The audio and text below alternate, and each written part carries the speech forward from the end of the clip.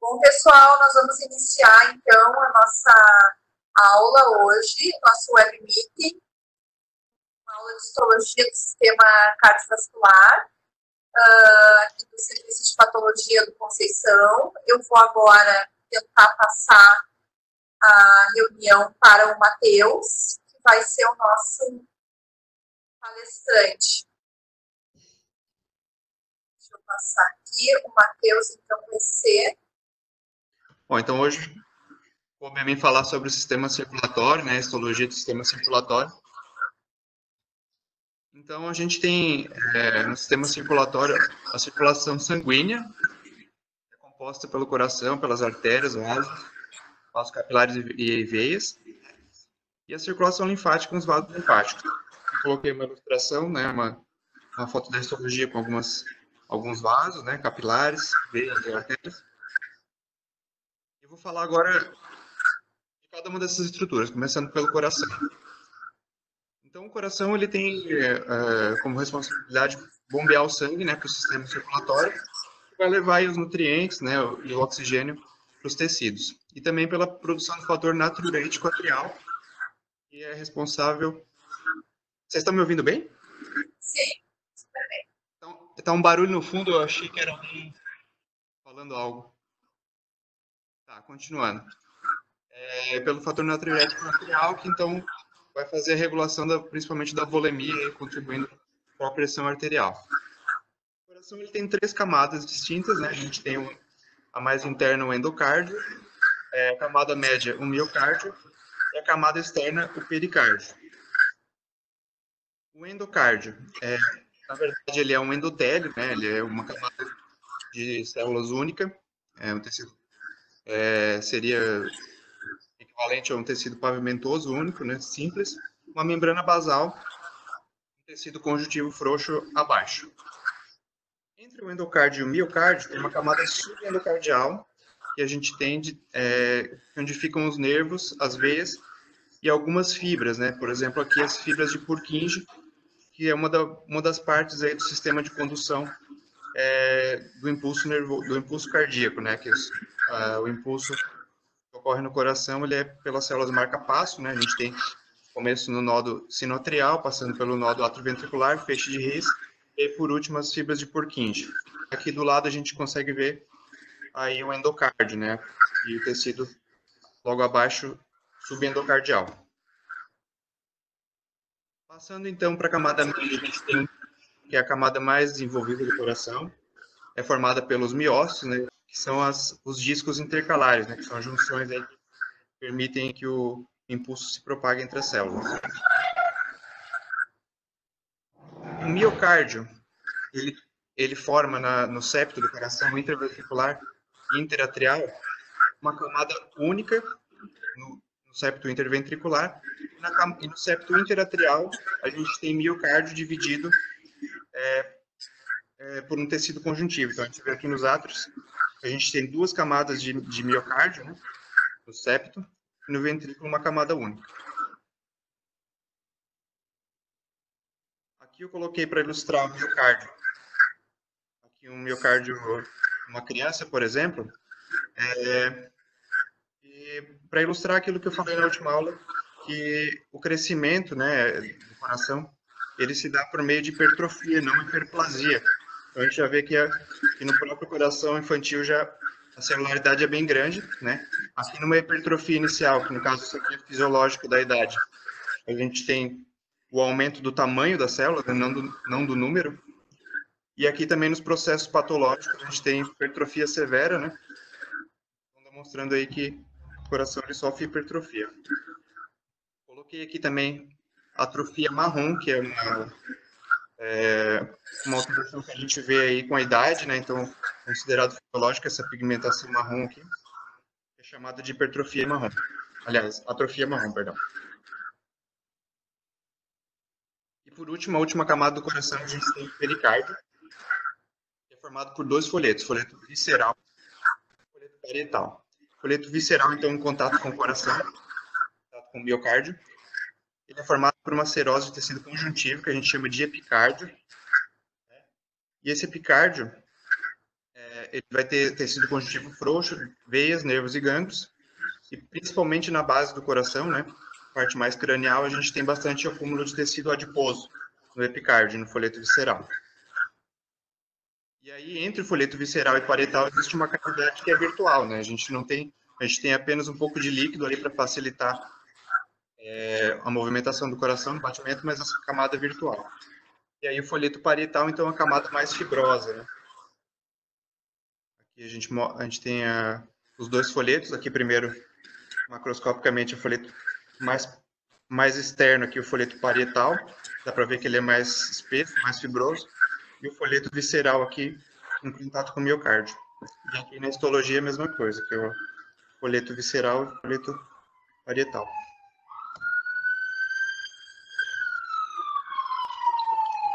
As válvulas cardíacas, a gente tem as válvulas semilunares, que são a pulmonar e a aórtica, as duas com anatomia similar, e ambas com 3 cúspides.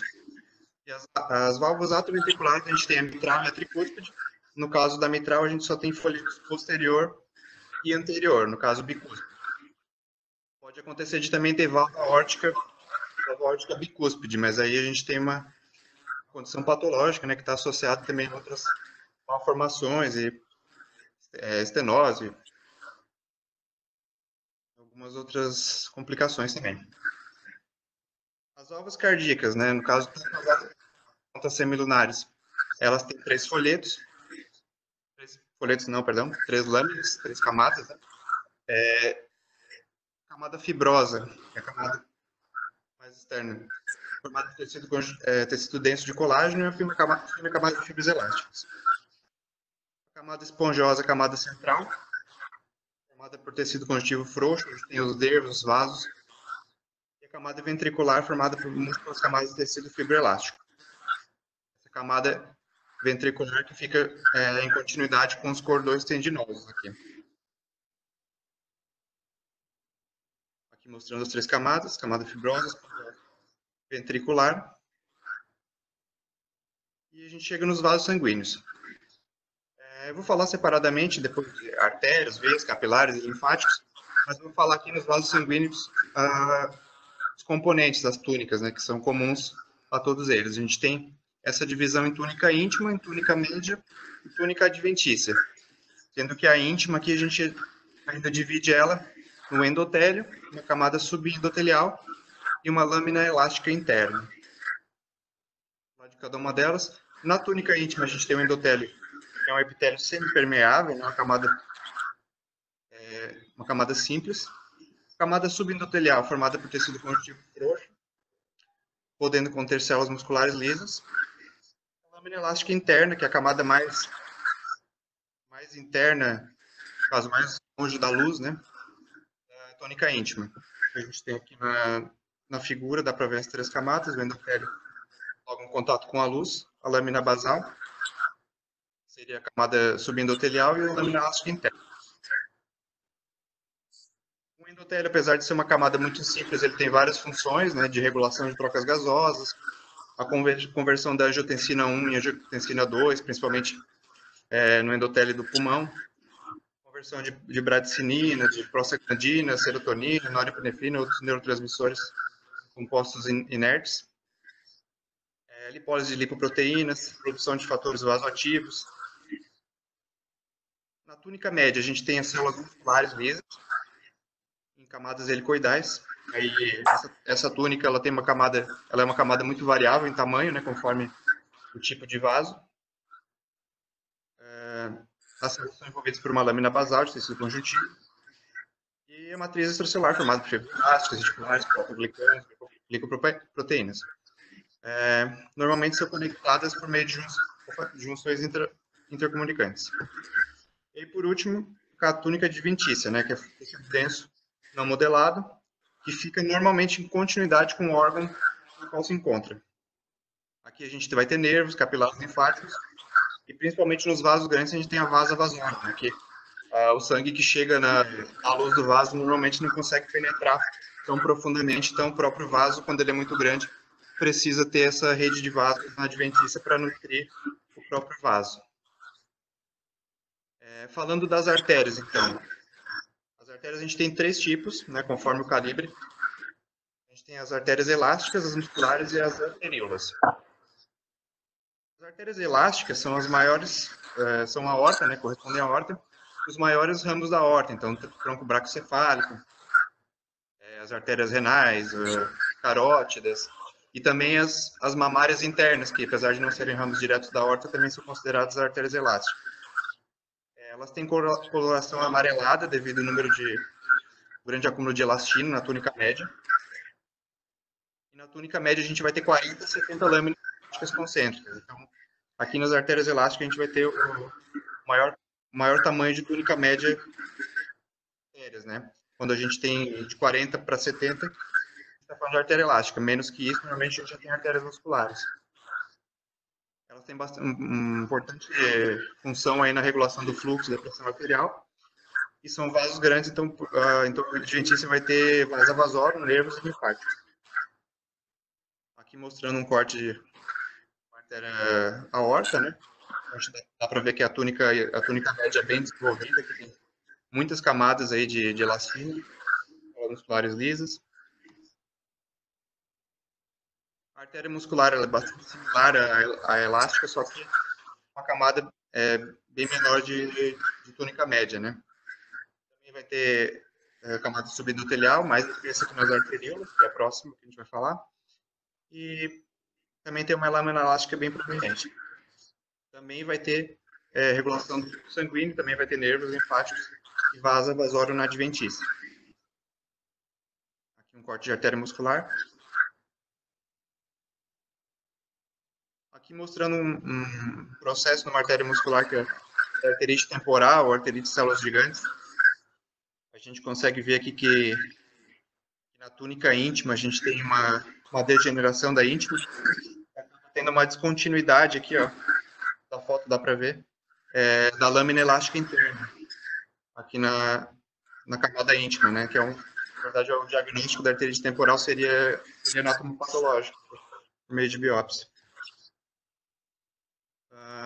E por fim a gente tem as arteríolas, né? As arteríolas elas têm um diâmetro bem inferior, normalmente até 5 milímetros, até 0,5 milímetros.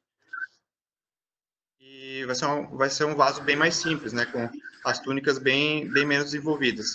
Principalmente a túnica média, que a túnica média a gente só vai ter uma ou duas camadas de células musculares lisas. Aí mostrando a diferença entre arterioesclerose e aterosclerose, né? Na verdade, a arterioesclerose, o termo esclerose significa endurecimento. Então, a gente vai ter 3 tipos de arterioesclerose. A arteriuroesclerose, a arteriosclerose média de Monckeberg e a aterosclerose. São os 3 tipos aí. A arteriosclerose hialina e a arteriosclerose hiperplástica são 2 tipos de arteriosclerose, né? Que são condições associadas normalmente à hipertensão arterial. Aqui na primeira foto, aqui a gente vê a arteriosclerose hialina, essa coloração mais clarinha, mais hialina, por conta do acúmulo de proteínas. Isso ocorre na hipertensão. E aqui na arteriosclerose hiperplástica, a gente tem essas casca de cebola, que normalmente dá em hipertensão mais severa, mais grave. Aí já é condições patológicas. Aqui uma placa de aterosclerose, né, que na verdade é o acúmulo de lipoproteínas aqui na íntima. Isso também é associado à hipertensão. Normalmente acúmulo de LDL.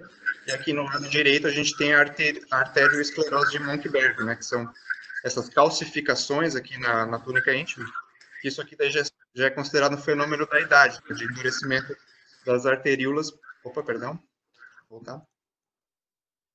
É um fenômeno da própria idade, acontece a partir dos 50 anos, e não traz grandes repercussões clínicas. E aí, por fim, os capilares, que são os vasos do nosso sistema sanguíneo. Normalmente eles têm um diâmetro bem reduzido, 7 a 9 milímetros, e o tamanho em comprimento não costuma passar 5 centímetros, apesar de que se juntarmos todos os capilares do corpo humano, diz o Junqueira, que daria um comprimento de 96 mil quilômetros. Então seriam os vasos mais longos aí se juntarmos. A parede deles tem poucas células, né, formado por 1 a 3 células unidas por de oclusão. E envolto dos capilares a gente pode encontrar pericílios, que são outras células responsáveis aí por angiogênese em fenômenos de lesão endotelial, e também por alguma função contrátil dos capilares. Os capilares têm 4 tipos, né? Os principais seriam os somáticos, que revestem a maioria da nossa musculatura, os fenestrados ou viscerais, os fenestrados sem diafragma, que é o que a gente encontra aqui nos glomérulos, e os capilares sinusoides, que a gente encontra no fígado e nos outros órgãos hematopoéticos, capilares mais tortuosos.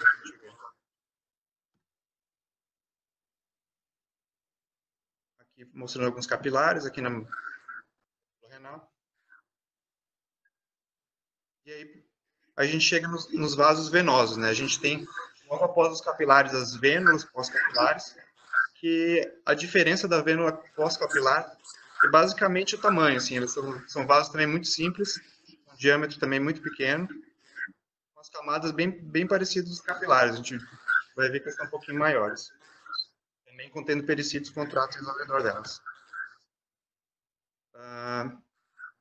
Depois das vênulas pós-capilares, a gente tem as veias de pequeno e médio calibre, a gente já vai ter as 3 túnicas de novo um pouco mais definidas, e nas veias de pequeno e médio calibre a gente tem a adventícia sendo a camada mais bem desenvolvida, né? A gente tem um esquema aqui mostrando uma artéria muscular e ao lado direito aqui uma veia que acompanharia essa artéria muscular, tendo a camada média aqui muito menor do que a adventícia, diferente aqui da artéria muscular, que a camada média é a camada principal. E aí, por último, as veias de grande calibre, a gente tem os grandes troncos venosos próximos do coração, veia cava, por exemplo, também tendo a túnica íntima e a adventícia bem desenvolvidas, e a túnica média com poucas camadas de células musculares lisas. A adventícia pode ter também alguns feixes de músculo liso, e aí a principal diferença, né, das veias de grande calibre é que elas contêm válvulas. Tá? Então, aqui mostrando na figura, a gente tem aqui, dá para ver todas as camadas, túnica média, e aqui na túnica íntima, a gente tem aqui uma projeção da túnica íntima para dentro do lúmen. Né? Então, essa projeção aqui é formada por tecido conjuntivo, revestido dos dois lados por endotélio. Né? Então, isso aqui é uma válvula que vai estar principalmente aí nos membros inferiores, né? Para estar fazendo a movimentação unidirecional do sangue contra a gravidade. Aqui mostrando a diferença de uma veia, né? de uma veia de pequeno ou médio calibre, de uma artéria muscular. No lado direito, a mesma coisa que uma artéria muscular e uma veia. E aí, por fim, o sistema vascular linfático. A gente vai ter um sistema bem parecido com os capilares, né? Os capilares linfáticos têm a diferença que eles estão em fundo do saco, né? Então, diferente do sistema sanguíneo, que tem todo um trajeto de artéria, arteríola, capilar, vênula. Aqui, os vasos eles terminam em fundo de saco. Porque, na verdade, a função do sistema linfático é drenar as impurezas que ficam aí no excesso, o excesso de líquido que fica no interstício, né? Em relação à estrutura, eles são muito semelhantes às veias, né? Só que com um calibre menor e maior número de válvulas. Principalmente nos ductos de grande porte, que é o ducto torácico linfático direito, eles também vão ter a vasa vasorum e também vão ter uma rede de nervos.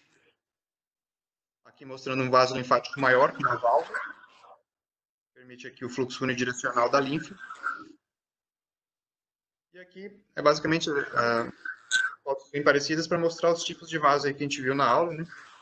Então, aqui a gente consegue ver uma vênula, aqui a gente vê os vasos linfáticos, aqui os vasos mais dilatados com uma camada pequenininha, e aqui uma artéria muscular à direita.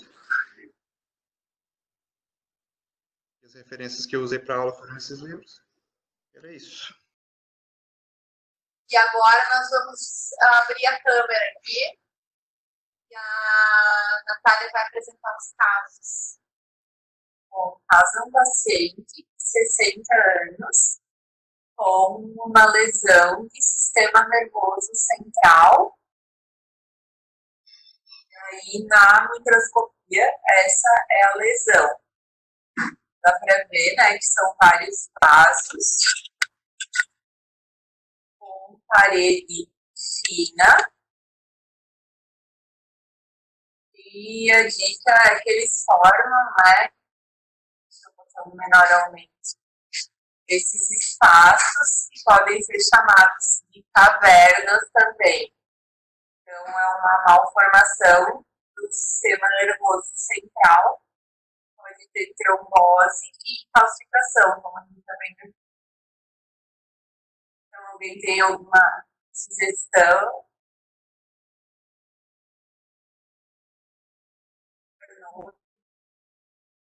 É um hemangioma cavernoso,